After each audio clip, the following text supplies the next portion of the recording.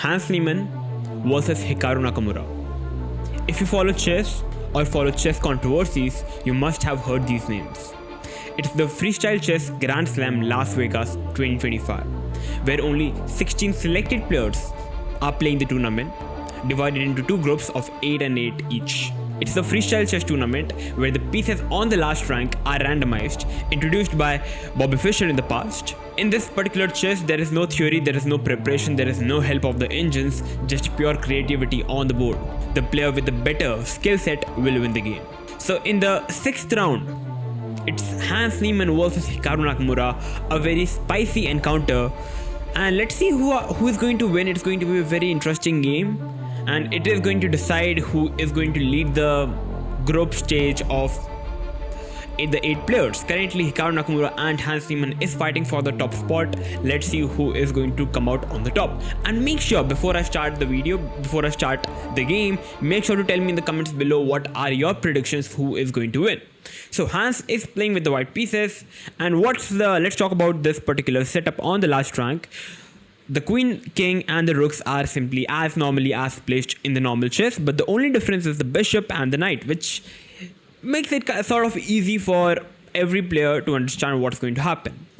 So Hans Niemann starts with 1e4. We have e5 by Hikaru Nakamura, as always simply covering the center. And now we have the move f3 by Hans Niemann. So you see the knight generally on g1 comes on f3, but as the knight is on f1, the bishop is on g1, it's better to play the move f3, defending the pawn on e4 and also trying to open up the bishop on g1. We have the move knight to e6 by Hikaru Nakamura. The idea is pretty simple. Black and white definitely wants to castle up as soon as possible. So knight e6 also looks a fine move, simply covering the center. We have bishop to f2 by Hans Niemann, good move. f6, c3, and now we have the move c3. At the place of bishop f2, I would have played the move c3 instead, but okay. Bishop f2, f6, and now we have the move c3 with the idea of d4 in the future.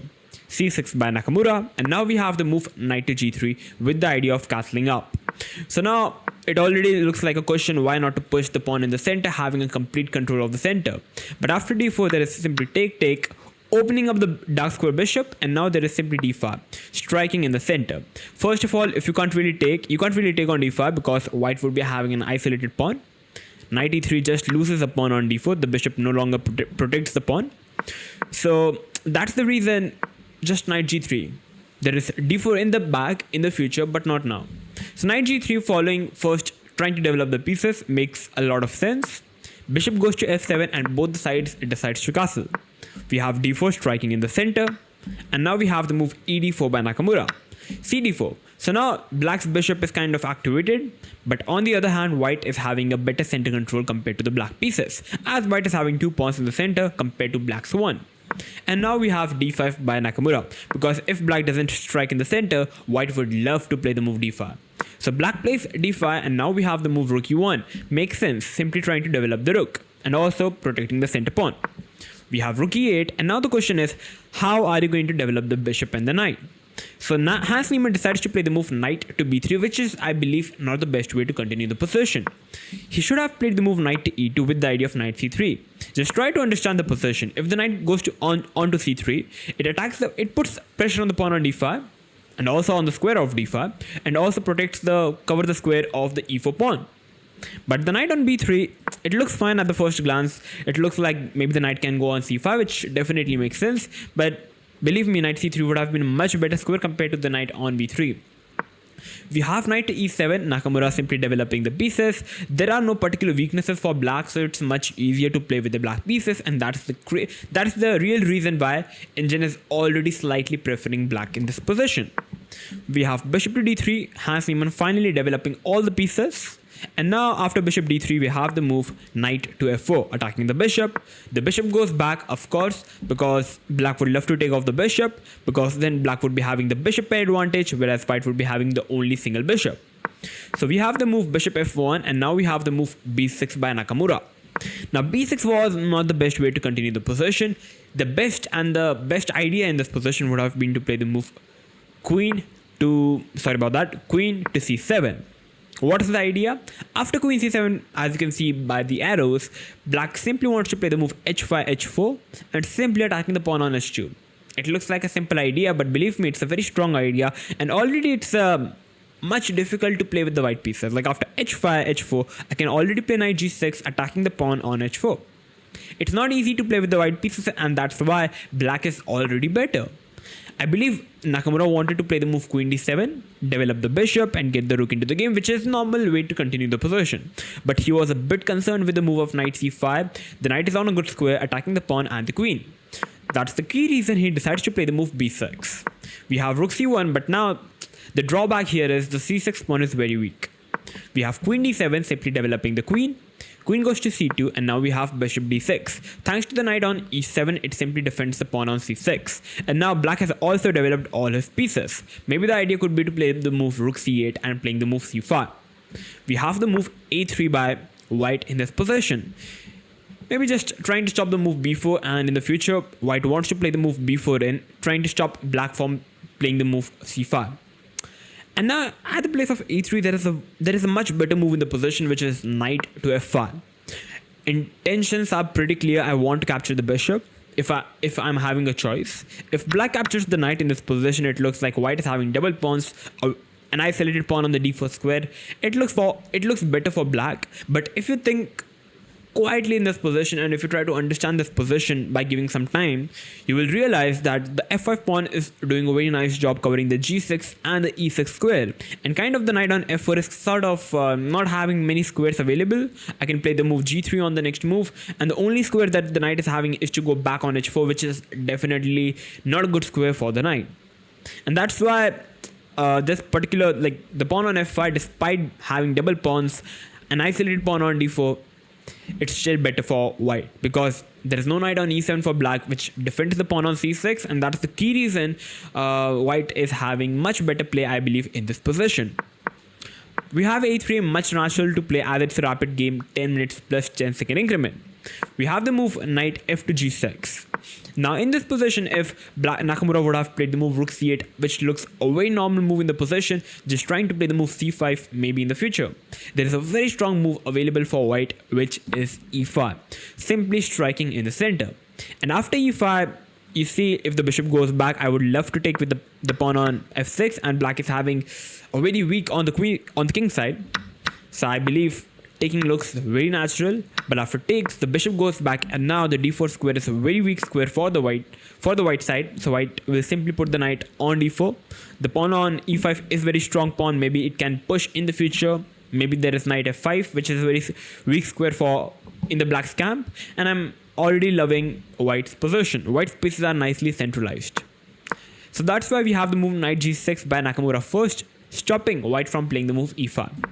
Knight goes to d2. Now finally Hans Niemann is preparing b4, not allowing black to play the move c5, and that's exactly what happens. The bishop goes to f4, trying to pin up the knight as the rook is hanging. So we have the move rook to d1, and now we have rook to d8 by Nakamura. So both the sides are having a fine position, but I personally like to play with the white pieces in the position, because the c6 is weak. You can't really push because it's going to hang up. White is having a nice center control, and I personally like to play with the white pieces. We have the move knight to b1 by Hans Niemann. So in this particular position, you see after rook d8, black is not really having any particular plan. You can take, but I would simply recapture it back. You can't really take on d4 because the bishop defends the pawn. In this position, white should have played the move a4 with the intentions of b5. If black takes, I would simply capture with the bishop. If you push, I can simply take over here, and I would be a pawn up. So that's the way how white should have continued the position. We have the move knight to b1 instead by Hans Niemann. Rook goes to a8, and now I believe Nakamura is kind of signaling that he wants to play the move a5, trying to generate some sort of a play on the queen side. We have the move knight to c3 by Hans Niemann. Bishop goes to d6, and now definitely c5 or a5, putting pressure on the b4 pawn could be an idea. Queen goes to b2, simply defending the pawn on b4. Queen goes to c7, and after queen c7, maybe black is preparing to play the move c5. We have the move b5, a very good move by Hans Niemann and the best move in the position. At the first glance, it looks like a sort of weird, but believe me, it's a very strong move in the position, because If we try to attack the pawn on c6, eventually the d5 pawn also gets weak because currently the c6 pawn defends the pawn on d5. And after b5, we have the move c5 by Nakamura. You see, if you take, I can simply take over here. You are losing the bishop pair. I can maybe also chop in the center. It's an option. If you try to take over here, already knight c cross e4. Still, it's not so easy to play with the black pieces. If you take, I can simply take with the bishop. Light squares are very weak. The rook is coming to c1. I can chop off the bishop. I would love to play with the white pieces. That's why we have the move c5, trying to complicate the matters a bit in the center. And now we have the move rook to c1 by Hans Niemann, trying to put the rook on the same file as the queen, which looks very normal. But here in this position, a better move would have been to play the move e cross g5, simply capturing the pawn. And capturing the pawn back would be a big blunder, because after simply knight cross, bishop cross, I'll first trade off the rooks and now simply chopping the pawn on c5. You chop it back, I'll simply capture a piece for free. You have to play the move bishop e5, attacking the queen, but now simply queen c2. The bishop is still hanging. You have to go back with the bishop, but after c6, I'm simply a pawn up with a very strong pawn on c6. The rook is going on d7 and white is completely winning. So that's exactly what happens if black captures it back. But definitely Hans Niemann would have see this move, but he would have been a bit thought maybe after c4 he's not having a good position, because now black can simply capture the pawn back in the center. White is having an isolated pawn. So maybe that's the key reason maybe Hans Niemann did not went for this particular line. But after c4, he's simply having knight c to e4 in this position. You are not really having any squares available for the bishop. It doesn't matter whatever you do. I'll simply chop off the bishop first, and now I'll simply chop off the pawn on c4. Just a pawn up with a better position. So that's the key reason e cross d5 would have been the best move, but as it's a rapid game, it's much easier to analyze than to play it on the live board. So we have the move rook to c1 by Hans Niemann, which is a bit more positionally and human move. Rook goes to c8, and now we have the move knight to a4, a bad move by Hans Niemann once again. He's simply having ed5 once again in this position. For example, if black simply takes on d4, I can simply, first of all, taking back the pawn is not a great idea, because there is bishop f4 and rook c2. Maybe black can chop off the pawn on d5. You can't really take it back because the rook is hanging. It's a bit complicated, but instead of capturing the pawn on d4, white can simply play the move knight c to e4. There is no rush to capture the pawn back. I want to simply capture the bishop on d6 because it's a very strong bishop available in the position. And after queen goes to b8, I'll first trade off the bishops, simply take on the d4. And if I just try to trade all the pieces into the game, I'm still having the bishop pair advantage, which is at least better for me. There are ideas like knight e4, knight d6, which is a very weak square in the black's camp, and I would love to play with the white pieces. White is also having more space on the queen side, and much easier and much better for white. And in this position, instead of c cross g4, if black would have took with the knight in this position, white can simply first trade off the rooks, take the pawn on c5, bishop c5, of course, knight d5, bishop d5. I can simply take on c5. You see, black is having an isolated pawn, much weaker. White's pawn structure is much better. White is already better. So that's the key reason why white should have gone ed5. Instead, Hans Niemann played the move knight f4. As the position is very complicated, he spent around 2.5 minutes on the clock. But not so easy. We have c4 by Hikaru Nakamura, finally a good move in this position. Now there is no queen hanging on c7, as there are no trades possible on c5, because Hans Niemann wants to trade off all the pieces on c5. c4 is a good move. Knight goes back to c3, and now knight to f4 by Nakamura, trying to put some defenders on the pawn on d5. We have the move rook e to d1 in this position. In this position, still knight cross d5 would have been simply a better move in this position, which I believe is possible to find. Because once you recapture, you have to recapture. And there is simply rook cross c4. The bishop simply defends the rook. I'm attacking the queen. And once the queen goes back, I can simply take on d5. And after knight d5, I can trade off the rooks if I want. And after rook c6, I'm putting pressure. I'm just a pawn up. In this position. Much easier to play. Knight is going on e4 maybe in the future. Much better to play in this position with the white pieces. Just rook e to d1, not the best way to play, because after queen d7, now there is no queen hanging after rook c4. So now we have e4 by Hans Niemann. Now h5. Now finally, Nakamura have understood the idea that he should have gone for bishop b8, queen d6 and h4. So finally we have h4, bishop goes to b8, queen goes to d6, we have takes on d5, and now Hans Niemann idea is pretty simple. If black recaptures it back, there is knight c e4, which is a very good square for the knight in the center. So instead of first capturing the pawn, Nakamura first played the move f5, which is a brilliant move in the position. Not a brilliant, but a good move in the position, an excellent move in the position, simply taking control of d5 as the simply taking control of the e4 square, as the d5 pawn is anyways going to collapse. Rook e1, and now simply queen f6. Knight g6 would have also still worked as the h4 pawn is still hanging. But okay, queen f6 makes sense. Knight d1, simply took on d5. Rook cross e4, we have queen cross h4. We have a rook trade, f4, as the knight is simply hanging on g3. So f4, and now simply bishop f4. You're not really having much. Queen goes to d3, and now knight to f6, with the idea of simply knight g4 and ending the game. Bishop goes to e2, and now bishop to c4, and now bishop to d5, and now you move the queen. Black is still completely winning in this position, so white decides to play the move, sorry about that, knight to f1. And after knight f1, basically a counter attack, but it's not going to work because Nakamura simply decides to simplify the position a bit. Material wise, it's an even position. We have knight d5, we have a trade, rook f2, knight goes to d5. Why? Black is a pawn up, but still black is completely winning. It's +3 advantage, sorry, it's -3 advantage, because white's pawn, every pawn is collapsing. That's it. We have g3, but now just rook to c1. And after rook c1, Hans Niemann decides to resign the game. You move if you move the knight, I can simply take on g3. You can't really capture it back because the knight is pinned. And if you capture this back, I'll just capture this. You're losing the d4 pawn, you're losing the a4 pawn, you're losing the f4 pawn, and every pawn is simply collapsing. And that's the key reason after rook c1, Hans Niemann decides to resign the game. And that's the 6th round game.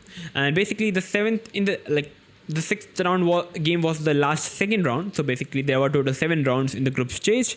And basically the group stage ended with Nakamura being the first and Hans Niemann being the second, which is still, tournament is it's just a group stage. Now the playoff is going to begin. The tournament is going to just get more intense and it's going to be more fun. So yeah, that was the game. I hope you guys have enjoyed the analysis. You guys might have enjoyed the thrill of this game. If you guys would have watched the game live with the commentary, top players David Howell, Tanya Sachdev commentating the live game, you would be simply thrilled. And if you do not play chess, and if you play chess, it doesn't really matter. You are going to get some goosebumps and you're going to enjoy the analysis. So that's it. I hope you guys have enjoyed it. If you did, make sure to like, share, and smash that subscribe button for keep coming new updates like this. So thank you for watching. I'm going to see you soon in the next one. And bye bye.